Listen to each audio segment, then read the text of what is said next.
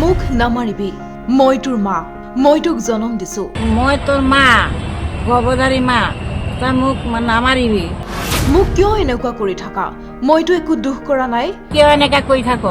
তইতো মই একো কৰা নাই দুখ কৰা নাই মই কিয় মাৰবি পাপ লাগিব তোৰ তোৰ পাপ হইব এগৰাকী জন্মদাত্ৰী মাতৃৰ কাতৰ আহ্বান পুত্ৰলৈ লংকাত সংঘটিত মানৱতাক লজ্জানত কৰা ঘটনা পাখন পুত্ৰৰ নিষ্ঠুৰ আচৰণত পদপথৰ ভিক্ষাৰীলৈ পৰিণত মাতৃ ছগৰাকীকৈ উচ্চ শিক্ষিত পুত্ৰ থকাৰ পিছতো অসহায় মাতৃৰ কৰুণ অৱস্থা এগৰাকী মাতৃৰ অসহায় বিননীয়ে শোকস্তব্ধ কৰি তুলিছে লংকাবাসীক সকলো থাকিও অসহায় হৈ পৰা লংকাৰ আখিৰুদ্ধৰ এগৰাকী বৃদ্ধাৰ জীৱন কাহিনীয়ে সকলোৰে চকুলৈ আনিছে চকুলো জন্মদাত্ৰী মাতৃৰ কৰুণ অৱস্থাই সাম্প্ৰতিক সময়ৰ মানৱতাৰ চূড়ান্ত অৱক্ষয়ৰ ছবিখন পোহৰলৈ আনি মানৱতাক কৰিছে লজ্জানত লংকাৰ এই বৃদ্ধা মাতৃগৰাকীৰ আছে ছগৰাকীকৈ পুত্ৰ আটাইকেইজন উচ্চ শিক্ষিত আৰু অৱস্থা সম্পন্ন ইয়াৰে প্ৰথমগৰাকী পুত্ৰ মধুসূদন বাউল পেছাত এগৰাকী শিক্ষক দ্বিতীয় পুত্ৰ ৰতন বাউল এগৰাকী ঠিকাদাৰ বিপুল বাউল আৰু গৌতম বাউল ডাঙৰ কাঠমিস্ত্ৰী আনহাতে তাপস বাউল টেট শিক্ষক শিক্ষকৰ পৰা ঠিকাদাৰলৈকে আটাইকেইজন পুত্ৰই সমাজত সুপ্ৰতিষ্ঠিত হোৱাত অশেষ শ্ৰম আৰু ত্যাগ স্বীকাৰ কৰিছিল মাতৃ ৰেণুবালা বাউলে কিন্তু ইয়াৰ বিপৰীতে আটাইকেইজন পুত্ৰৰে অৱহেলা আৰু উপেক্ষাৰ বলি হৈ এতিয়া ৰেণুবালা বাউলৰ জীৱনলৈ নামি আহিছে চৰম দুৰ্দশা সন্তান জন্ম দি মানুহ কৰাৰ পিছতো ৰেণুবালা বাউলে ভিক্ষাবৃত্তিৰে জীৱন নিৰ্বাহ কৰিবলৈ বাধ্য হৈ পৰিছে কেমেৰাৰ আগত ৰেণুবালা বাউলে কৈ গৈছে তেওঁৰ লগত সংঘটিত হোৱা প্ৰতিটো ঘটনা তেওঁ কয় যে তেওঁৰ পুত্ৰ বিপুল বাউলে 1:30 বজাত পত্নীৰ কথামতে চোকা অস্ত্ৰৰে আক্ৰমণ কৰিবলৈ আহে মাতৃ ৰেণুবালা বাউলক তাৰ বেটাই মেহৰম কৰি থাকে কি কয় সদায় একো কোৱা নাই মুখে বাদ নাই এনেকে মাৰি থাকি খালি মইতো বুজি পাইছো তই কিয় এনেকা কৰি থাক তইতো মই একো কৰা নাই দুখ কৰা নাই মই কিয় মাৰবি তোৰ পাপ হইব মই তোৰ মা গৰ্ভধাৰী মা তই মোক নামাৰিবি মই ভয় কৰে মই কাপোৰ চোপোৰ হাগি দিম পেচাব কৰি দিম তুই কি কৰি থাক তুই জানতো তুই এনেকা কৰিছ না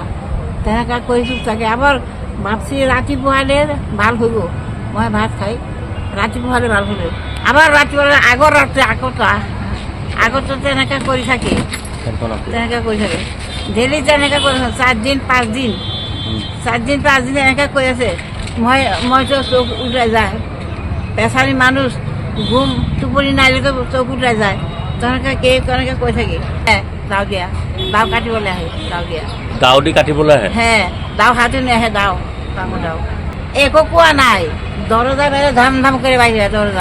দরজা খুলে দিতে কয় আমারে দাওলৈ হ্যাঁ দাওলে মানে শব্দ দিতে খুলুম জাগন পাম আর তখন তো খুলুম তখন আমার ছোটটাকে খুলে দিস উচ্চ ৰক্তচাপত ভুগি থকা বৃদ্ধাগৰাকীৰ কৰুণ বিননি সত্ত্বেও পুত্ৰই চলাই যায় অকথ্য নিৰ্যাতন বড় মাস্টারি কয় তিনালি স্কুলে হাই স্কুলে মাস্টার হেডমাস্টার ছয়টা একটা কোনো খবর নাই এটা বাদ আর বড়টা মাস্টার কাছে একো দিয়া নাই খাওয়া বাওয়া পিন্ধা কিছু দিয়া নাই হ্যাঁ তারপরে মাঝাটা গুয়াহাটি থাকে হ্যাঁ গুয়াহাটি থাকে সেটা সময় 2-4 বছর পরে আইডিয়া দিয়ে যায় কিবা দিয়ে যায় টাকা দিয়ে যায় তারপরে এখানে 4 নম্বরটা আমার এনেকা কই আছে বিয়া করাইছি 4 নম্বর নোয়া বুয়ারিজনী ল'ৰা কৈছে মাতিয়া ভাগ কৰিব তই নিবি নেকি না মই নালাগে ইয়াতে আহোম না মানা কৈ যাইব না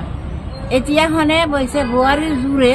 সিহঁতক মাটি আমাৰ লাগে বোৱাৰী কৈ যাম না তোর খুন করে যাম অহনে এতিকা 7 বছর সবসময় মারবো কাটবো বকে খাইতে যায় কিছু দেয় না খানা পাওয়া কিছু দেয় না মারে আপনাকে একো খাবলৈ নিদিয়ে কিছু নিদিয়ে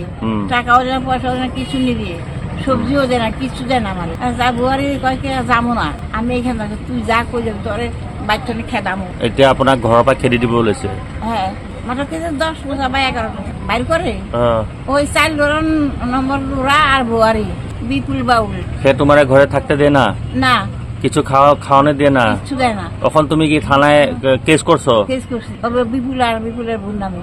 কিন্তু ইয়াৰ পিছতো মন নগলিল হৃদয়হীন পুত্ৰৰ মাতৃৰ নামত লংকাত থকা 11 লেচা মাতৃৰ বাবে সম্প্ৰতি বৃদ্ধগৰাকীক চৰম নিৰ্যাতনেৰে হাৰাশাস্তিত নামি পৰিছে ইয়াৰে 3 গৰাকীকৈ পুত্ৰ এই মাটিখিনিৰ ওপৰত তিনি পাখণ্ডৰ চকুপৰাত এতিয়া মাতৃৰ ওপৰত হাত উঠাবলৈও কুণ্ঠাবোধ কৰা নাই 3 পুত্ৰই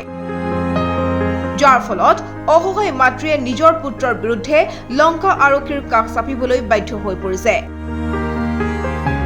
ব্যুৰো ৰিপৰ্ট প্ৰতিবিম্ব লাইভ।